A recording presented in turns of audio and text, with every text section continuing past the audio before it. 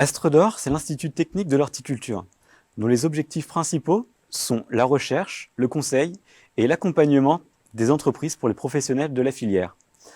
L'Institut est composé d'une dizaine de stations d'expérimentation sur l'ensemble du territoire et jouit de nombreux partenariats avec des laboratoires de recherche. Parmi les enjeux auxquels sont confrontés les producteurs, on retrouve la question des produits phytosanitaires. Depuis maintenant de nombreuses années, ces derniers se heurtent à des problématiques environnementales et de santé publique. Il en résulte que la quantité de produits disponibles sur le marché s'amenuise. Il devient donc nécessaire pour les entreprises de trouver des solutions pour continuer d'assurer la qualité de leurs produits en adaptant leur mode de production à ces nouvelles problématiques. Parmi l'ensemble des alternatives qui se développent, l'une d'entre elles, qui paraît réaliste, notamment dans la lutte contre les pathogènes du sol, est la biotisation des substrats. C'est dans ce cadre que je vais vous présenter le programme BCA Protect. Au sein de ce programme, c'est l'optimisation de la biotisation des substrats horticoles qui a été étudiée. Pour définir brièvement la biotisation, c'est une approche biotechnologique consistant à inoculer de jeunes plants avec des micro-organismes bénéfiques pour améliorer la tolérance du végétal vis-à-vis des stress biotiques et abiotiques. Ce programme a pour objectif de lever les freins techniques dans l'utilisation d'agents de biocontrôle. Pour y arriver, nous nous sommes concentrés sur 2 points. Évaluer l'efficacité des produits disponibles sur le marché et comprendre les interactions entre la plante, le substrat et les micro-organismes afin d'optimiser les paramètres de culture pour une protection biologique plus efficace. Pour ce projet, 3 partenaires sont impliqués. Unilassal et le laboratoire Agile, qui a notamment développé des outils moléculaires permettant le suivi de 3 populations microbiennes. Phytophthora parasitica, un pathogène, Trichoderma atroviridé et Pythium oligandrum, 2 micro-organismes bénéfiques. Astredor Sud-Ouest et Astredor Seine-Manche ont effectué l'expérimentation sur 2 pathosystèmes. D'une part, Phytophthora parasitica sur Choisy alternata, l'oranger du Mexique.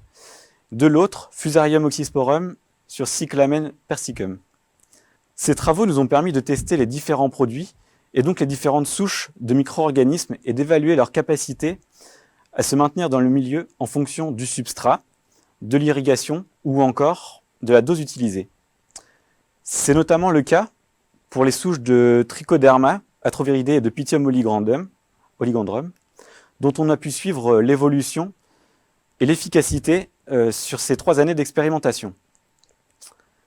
Les résultats montrent que les agents de biocontrôle sont capables de vivre dans le substrat durant tout le cycle cultural.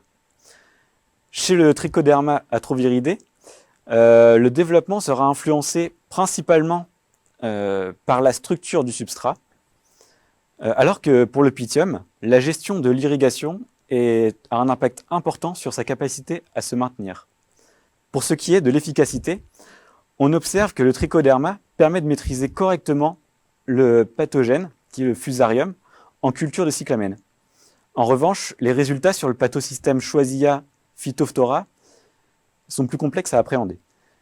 Ce dernier repose sur un consortium pathogène pour lequel nous ne disposons pas encore de toutes les données scientifiques nécessaires.